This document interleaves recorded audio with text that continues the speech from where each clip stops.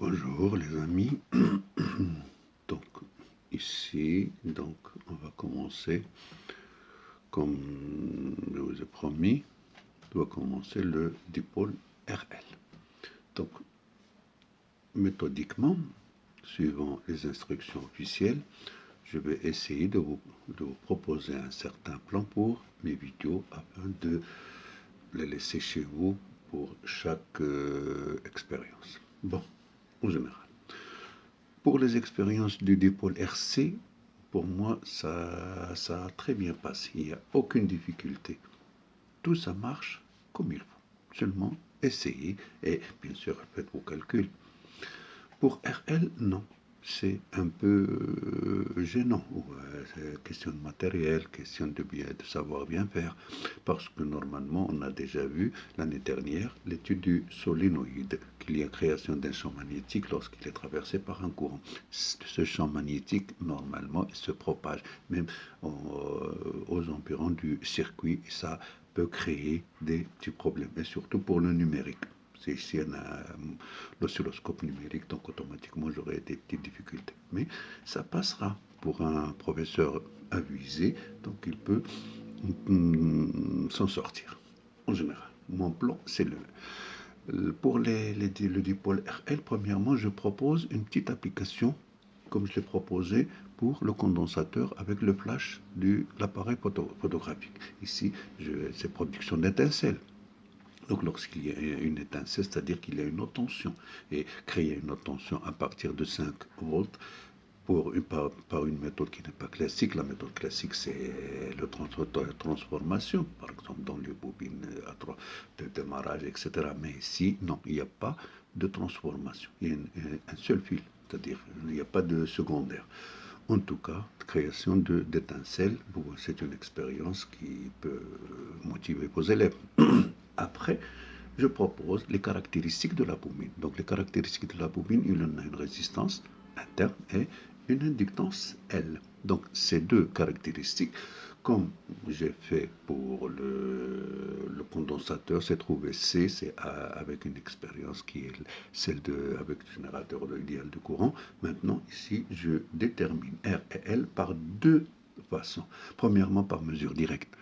Là, il vous faut un ohm-mètre, c'est-à-dire un matrix qui a l'option en mètre, et il vous faut un LC-mètre. LC-mètre, donc il faut des petits appareils qui mesurent la résistance et qui mesurent l'inductance. Vous allez voir, c'est très très simple. Ou bien, par la deuxième méthode, c'est expérimentalement. Puisque la bobine, c'est un fil, donc il a une résistance, donc je peux le trouver par un potentiomètre. Un potentiomètre avec U et I, je trace U en fonction de I, j'ai une droite, et la pente, c'est la résistance, il n'y a aucun problème. Mais pour elle, non. Il faut passer par l'expérience du GBF délivrant un signal triangulaire.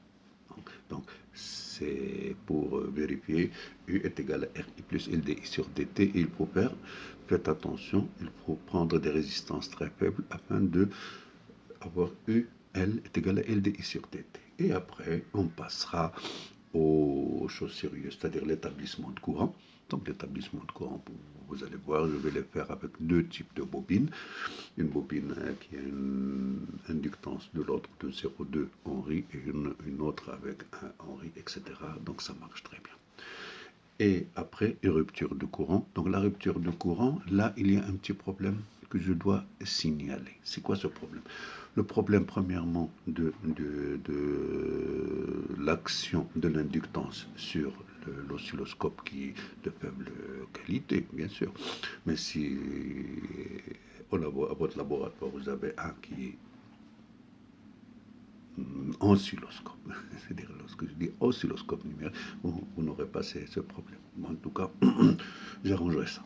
Alors, et il y a un autre problème, celui lorsque dans la rupture, vous ne trouverez pas taux comme celle de l'établissement. Pourquoi? Parce qu'il y a l'existence de la diode.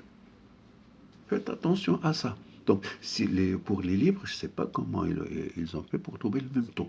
En tout cas, c'est mon idée, ou bien mon opinions et on peut discuter ça. Et à la fin, donc, je traiterai l'énergie mécanique, c'est-à-dire je vais charger, en cours de l'établissement, donc je stocke l'énergie dans la bobine et en ouvrant, je vais actionner un moteur ou n'importe quoi, c'est-à-dire donner de l'énergie emmagasinée dans la bobine, donc je peux l'utiliser comme j'ai fait automatiquement, comme j'ai fait exactement avec le condensateur et ça marche très bien. Donc vous aurez une idée très claire sur les expériences du dipôle RL.